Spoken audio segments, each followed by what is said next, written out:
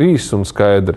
Pēc 6 mēnešu vecuma vajag atrast normālu maisījumu, ko mēs lietojam, kas ir kā mātes piena aizvietotājs, bet nevajag aizmirst, ka 6 mēnešu vecumā mēs jau arī sākam paralēli domāt par bērna ēdināšanu arī citādu jau. Tas būtu gan sulas, gan augļu biezeņi, gan ar laiku varbūt arī dārzeņu biezeņi. Ja? Tātad govs piens nav paredzēts cilvēku bērniem, bet teļiem.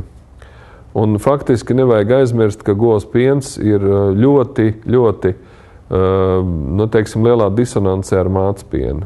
Arī tumis un arī putras, kas satur tīru govs pienu, mēs tomēr labāk nedodam. Ja ir pieejami citi maisījumi, jo jāatcerās, ka daudziem bērniem, kuriem ir bronhiāla astma, bijušas ir problēmas ar alerģiju agrīnā vecumā.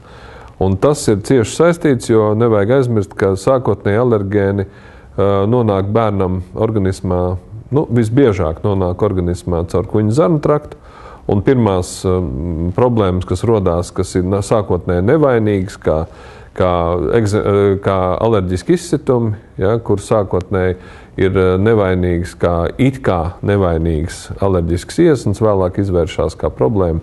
Un daudzajādā ziņā tam ir saistība ar uzturu.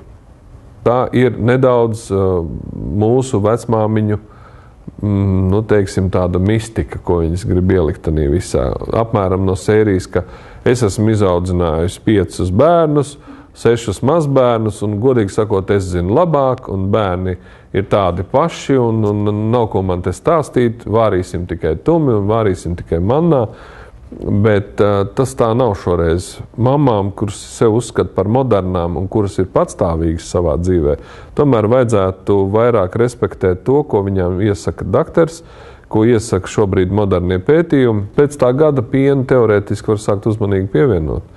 Bet ja mammai ir pašai alerģiska anamnēze, piemēram, tas nozīmē viņai pašai, bērna tēvam vai kādam citam no viņas bērniem, jau ir alerģiskas parādības.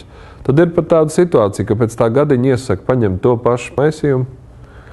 Un tādā maisījumā vārīt to pašu, ja grib dikt kādu putru uztaisīt, kādu tumi, labāk nekā govs pienā. Un tad īstenībā atkritīs jautājums par to, kuras govs piens ir labāks. Ja, brūnās, melnraibās. Mums ir druscītiņi jātiet no tā mīta, ka piens mums ir viss. Tieši tāpat, kā jātiet no mīta, ka maize ir viss.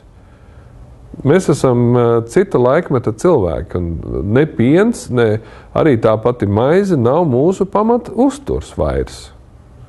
Un patiesībā, es vēlreiz atkārtoju, runa nav par piena produktiem. Tos mums vajag, mēs lietojam ļoti daudz, bet par natīvu pienu mēs varbūt varam runāt atturīgāk, vismaz agrīnā vecumā.